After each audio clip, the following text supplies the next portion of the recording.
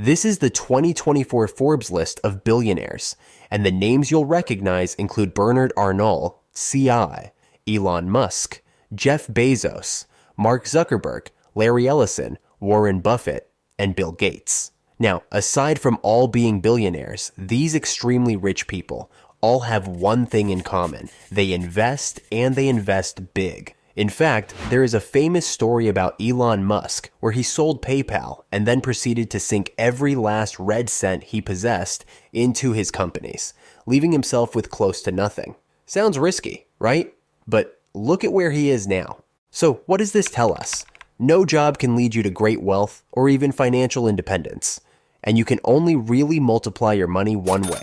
You have to invest. Investing in stocks, real estate, startups, and hell, even anything else is what makes the rich richer. Now, many don't know how to get started.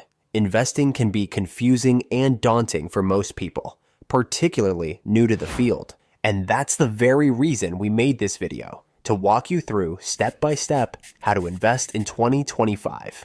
By the end of this video, you'll know the basics of investing, how to choose which options are best for your goals, and what you need to do to build your wealth. We will dissect it all into simple steps that anyone can take. So if you're new to our channel, make sure to subscribe and hit the bell icon so you can always be up to date with our latest tips and insights. Now, before we tell you about how to start investing in 2025, first thing you need to know is the most important step, which is when to start. This isn't just about figuring out where or how to invest. It's about the realization that time is your greatest friend in growing wealth. And that's why we're starting with this, because it matters that much. Early investing can also be a gift for compound growth. What does that mean? For instance, if you start investing $100 a month at age 25 and achieve an average annual return of 7%, by the time you're 65, you could have more than $240,000. But if you wait until age 35 to invest the same amount, you would end up with just about $120,000. That's not even half as much, simply for the reason that you began 10 years later.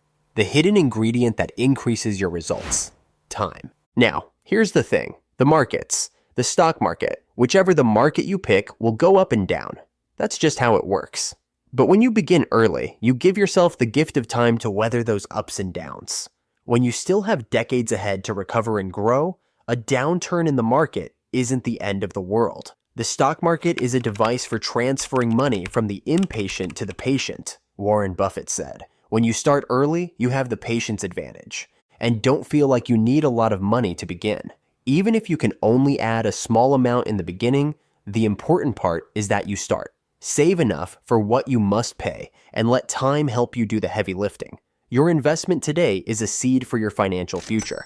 And so, as we try to grasp this concept going further on into this video, always remember that the earlier you get into the game of investing, the more you can benefit. It's not about waiting for the right time or having a lump sum of money to get started. Your most powerful ally when it comes to building wealth is time. Well, now that we've gone over about starting early, the next step is determining how much to invest. This part can seem a bit tricky to juggle, especially if you're on a tight budget. But no sweat, we'll help you break it down so it all makes sense. Many financial experts have recommended investing 10% to 25% of your after-tax income. But let's be honest, that can sound like a big chunk of change if you're just getting started or juggling other financial obligations. So, what should you do? Well, you don't need to reach that number immediately. There's nothing wrong with starting small. As Mark Henry of Alloy Wealth Management puts it, if you need to start with small, actionable steps and build your way up to that goal, that is perfectly okay. The only thing that matters is to start. To determine how much to invest, examine your monthly income and expenses closely. Once you have paid for essentials such as rent, groceries, and utilities, wait to see what you have left. If you're living paycheck to paycheck, don't worry about investing big right now. Start with a solid financial base. If you have high interest debt, like credit cards, then it is really smart to put some of that extra money toward paying it down. High interest debt can erode your finances faster than most investments can compound. But once you've paid down your debt, you can focus on increasing your contributions to investments. One budgeting technique that might be of assistance is the 50-30-20 rule. That means allocating 50% of your income to essentials such as rent and food, 30% to things you want but don't necessarily need, and 20% to savings, investments, and paying off debt. Okay, we've got starting early over the talking points, and we've covered how much to invest. So the next step is opening an investment account. Consider this your first real step to becoming an investor. Investment account is where your money will live, where you can buy, sell, and hold your investments. It's time to discuss how to open an account and what different types there are, so you can decide which is the right fit for your goals. The first thing you'll need to do is open a brokerage account.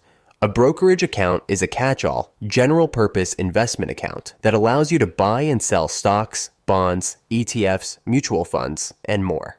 It's simple to open an account if you're at least 18, and the majority of platforms out there now do it in a couple of easy steps. You will have to enter a few pieces of information, such as your name, address, and social security number, and once it's established, you're ready to invest. The beauty of brokerage accounts is that they're flexible. They don't have harsh rules about how much you can pay in or out, which makes them a great go-to for beginners. But brokerage accounts aren't the sole option. Your financial goals may prompt you to look at other types of accounts, IRAs, and 401k, for example. If retirement savings is your goal, these accounts come with tax benefits. Both traditional IRAs and 401k allow you to deposit pre-tax income, in effect delaying the tax until you withdraw in retirement. Roth IRAs and Roth 401k, by contrast, are funded with after-tax income, but do not impose any taxes on withdrawals in retirement. Delayed tax savings for long-term savings, those are great options. Next, we have education savings accounts, aka 529 plans. For example, if you're saving for your child's education, a 529 plan lets your money grow tax-free as long as it's used to pay for qualified education expenses. Then there are health savings accounts, HSAs. If you're enrolled in a high-deductible health insurance plan, an HSA allows you to set aside money for medical expenses and have your contributions invested. Because of the triple tax advantages, tax-deductible contributions, tax-free growth, and tax-free withdrawals for medical expenses, this is a powerful tool. There are pros and cons to each type of account, so it's important you find the right account for your goals. If you're unsure where to begin, a brokerage account is a great choice for many new investors due to its simplicity and flexibility. From there, you can branch out into specialized accounts as your savings needs increase, whether that's saving for retirement or for education. A key tip is to seek accounts charging low fees with no ridiculously high minimum deposits. The point is to have as much of your own money working for you, not paying unnecessary costs. So do that, take that first step, and open an account that will align with your goals. Now that you've organized your investment account, the next step is playing with you investment strategy. The trick is matching your investments with what you're saving for and how long you have to get there. Let's say you're saving for something distant in the future, such as retirement or a child's education 20 or 30 years from now. If that's your time frame, you can afford to take on more risk, since you will have the time to ride out the market's ups and downs. For long-term goals like retirement, stocks make a good option because they generally yield higher returns than other investments. It can be difficult and time-consuming to pick individual stocks. Unless you're truly keen on researching companies and following the market, a simpler and usually more sensible option is investing in index funds, or ETFs. They expose you to a broader swath of stocks at lower costs with less fuss. It's a little like purchasing a piece of the entire market instead of wagering on a single company. But if your target goal is something more short-term, like saving for a house down payment or a big vacation in the next 3 to 5 years, you'll want to play it a little safer. Stocks, after all, can be quite volatile over short time horizons. Instead, try investing in lower risk options like bonds, high-yield savings accounts, or even money market funds. They won't appreciate as quickly, but they won't lose as much value when you want the money. The key is to align your strategy with your timeline. Imagine it is similar to planning a road trip. If you're driving from coast to coast, you might as well take the scenic route and enjoy the journey. But if you're just going to the next town over, you want the fastest, safest way to get there. The same goes for your investing. Your strategy should match the distance to your destination. And keep in mind, no magic formula exists. Your strategy is absolutely something that can change after your goals and circumstances change. Okay, now that you've opened your investment account and you're pumped to begin investing, the next thing to talk about the other half of this equation: how to build a balanced portfolio. Risk management and optimization of return over periods of time is achieved best by practicing diversification. Developing a sound portfolio is not a matter of throwing money at a few assets and hoping for the best. It's about diversifying your investments across classes of assets to shield you from the undulations of the market. In other words, you wouldn't follow the idea of putting all your eggs in one basket, would you? The rule applies to investing too. For instance, if you only invest in technology stocks like Apple and Microsoft, then you're focusing your money on only one sector. Instead, you can counter it by adding a challenge-inverted asset class like commodities, gold, or oil, or bonds. The idea is to hold assets that do not move in the same direction. If one portion of your portfolio suffers a hit, other portions can provide a buffer. This strategy minimizes your risk and makes sure you have a balanced portfolio. Finally, the last important thing you need to know is to keep an eye on certain things.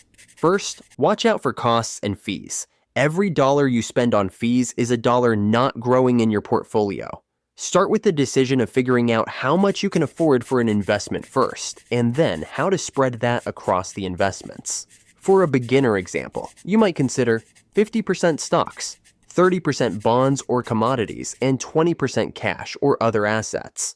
Secondly, keep an eye on your portfolio. Investing for the long term is so important, but it doesn't mean you shouldn't set it and forget it. Visit periodically to find out what's happening with your investments. If a certain piece of your portfolio is blowing up, do you want to put more of your money there? If something's not working as you'd like it to, don't be afraid to pivot. It's a matter of finding what works for you. Lastly, do not make the rookie beginner mistakes. Avoid chasing trends or being carried away by sensationalist headlines. Investing is a long game, a steady grind, not get rich quick. Market timing is risky. You can't anticipate short-term pointing movements along the way. Concentrate instead on consistent investments in your portfolio, as that can help smooth over fluctuations in the market as time passes. And fear or ignorance shouldn't prevent you from getting started. The earlier you start, the more time your money has to grow. Or, as Warren Buffett so wisely noted, risk comes from not knowing what you're doing. Learn, apply, and believe in the plan. Creating a diversified portfolio requires some effort, but it's one of the best things you can do to prepare for success. And that's everything you need to know about starting your investing journey in 2025. Keep in mind that investing is a marathon, not a sprint. Stay consistent, at your own pace, learn as you go. The decisions you make today will contribute to your financial future, so don't let fear or uncertainty slow you down. The best time to start was yesterday, and the second best time to start is now. If you found this video helpful, make sure to give it a thumbs up and share it with anyone else who might benefit from these tips. And if you're new to our channel, don't forget to hit that subscribe button and turn on the bell icon so you'll never miss out on valuable insights and practical advice like this. Thank you for watching, have a great day, and we'll see you in the next video.